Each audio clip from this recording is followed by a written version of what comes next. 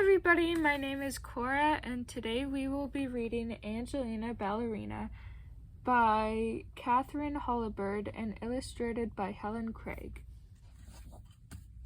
More than anything else in the world, Angelina loved to dance. She danced all the time and she danced everywhere, and often she was so busy dancing that she forgot about the other things she was supposed to be doing.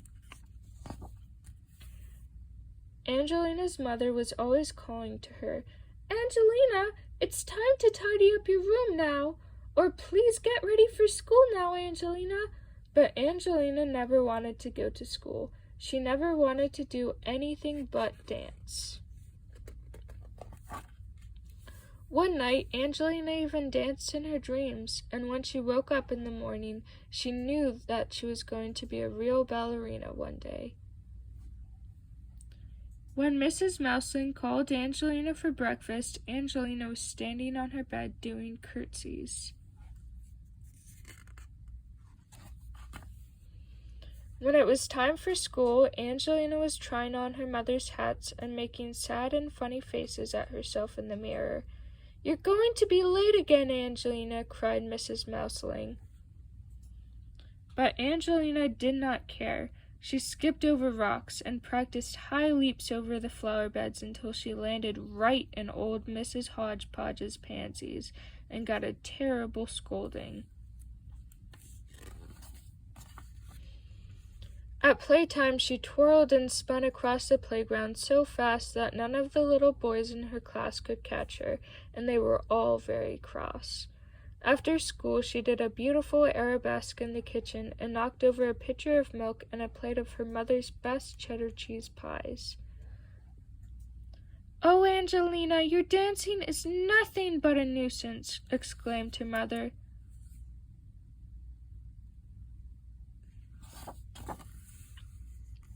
She sent Angelina straight upstairs to her room and went to have a talk with Mr. Mouseling.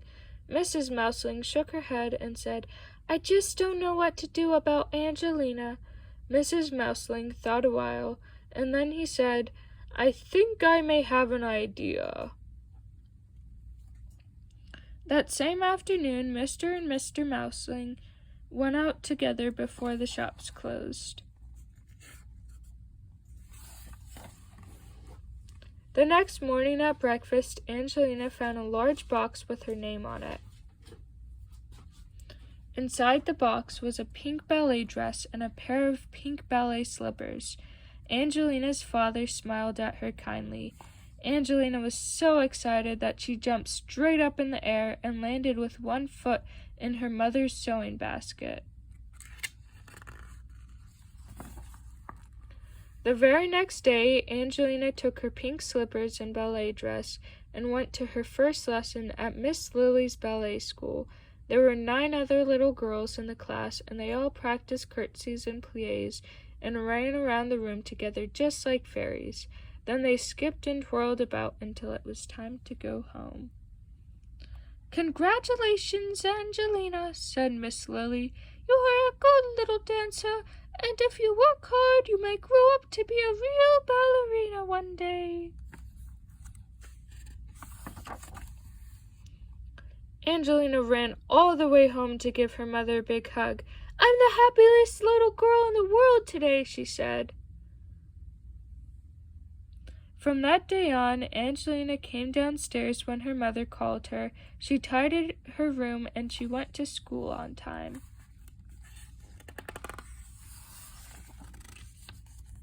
She helped her mother make cheddar cheese pies, and she even let the boys catch her on the playground sometimes. Angelina was so busy dancing at Miss Lily's that she didn't need to dance at supper time or bedtime or on the way to school anymore. She went every day to her ballet lessons and worked very hard for many years.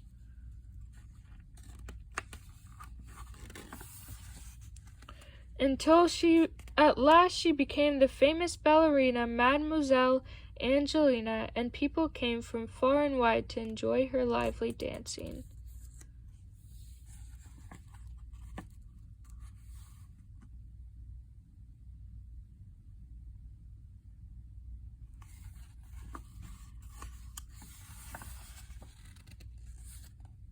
The end.